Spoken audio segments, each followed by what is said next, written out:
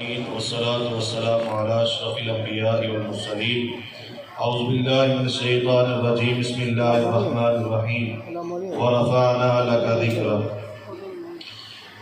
دوستو، عزیز ساتھیو، تسی جتنے احباب تشریف لے کے آئے ہو، میری دلی دعا ہے اللہ سب دی حاضری اپنی بارگاہ دے اندر مقبول و منظور فرمائے، اور اج دی اس عظیم الشان کانفرنس نو اللہ سب دے واسطے ذریعہ نجات بنائے۔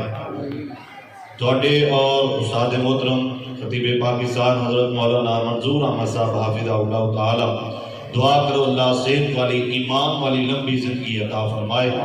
زیادہ دیر حائل نہیں رہاں گا، چند آیات نبی پاک صلی اللہ علیہ وسلم دی عظمت اور شان کے حوالے دے نال بیان کر کے انشاءاللہ اجازت چاہاں گا۔ حضرات، کون پاک پیغمبر علیہ الصلوۃ والسلام جنہ دا اللہ نے ذکر نو بلند فرمایا،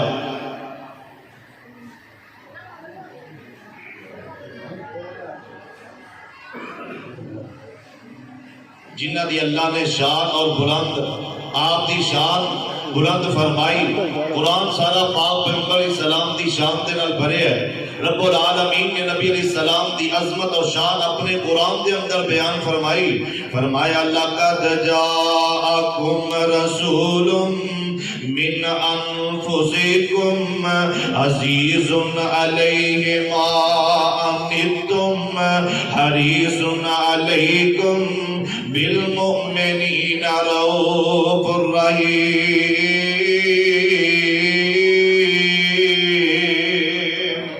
کتے فرمایا ما کان محمد ابا احد من رجالکم ولکن رسول اللہ وخاتم النبیین۔ کتے فرمایا